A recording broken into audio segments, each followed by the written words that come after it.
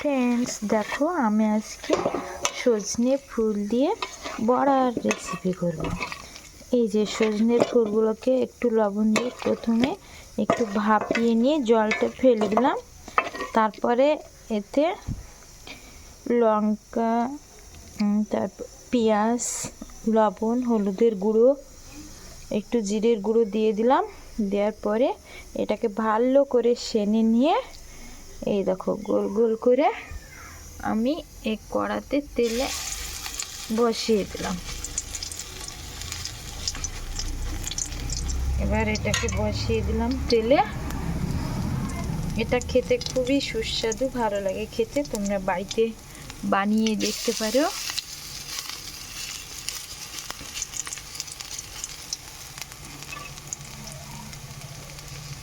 সজনে ফুলের রেসিপিটা খুবই সুন্দর।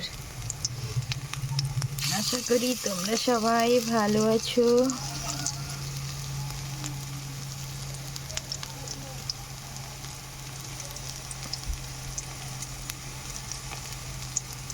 এটা বানিয়ে তোমরা বাড়িতে খাবে, কিন্তু তারপর কমেন্টে জানাবে কেমন হয়েছে।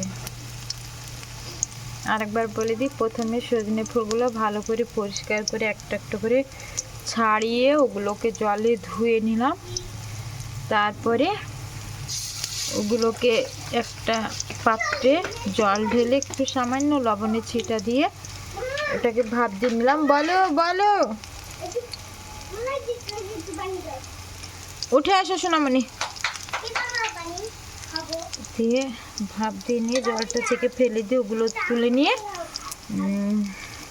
ওতে পেঁয়াজ কুচো, কাঁচা লঙ্কা, তারপরে হলুদ, লবণ, জিরের গুঁড়ো দিয়ে দিলাম। দেওয়ার পরে ওটাকে ভালো করে চটকে মেখে নিলাম।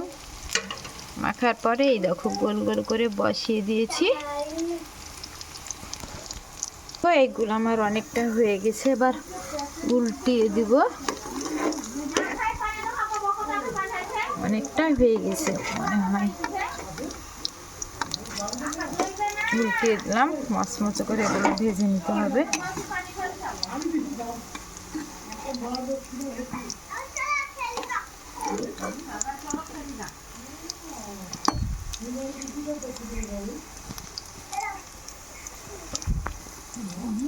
এভাবে আমি সবগুলো উল্টিয়ে নেব।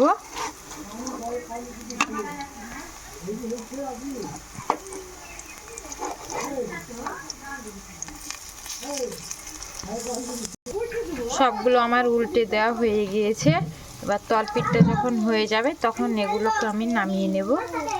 দেখো আমার বড়াগুলো একদম রেডি হয়ে গেছে। এটা আমি তুলে নিলাম। একটা খেয়ে দেখবো যে এটা খেতে কেমন হয়েছে। ভালো থেকো ফ্রেন্ডস।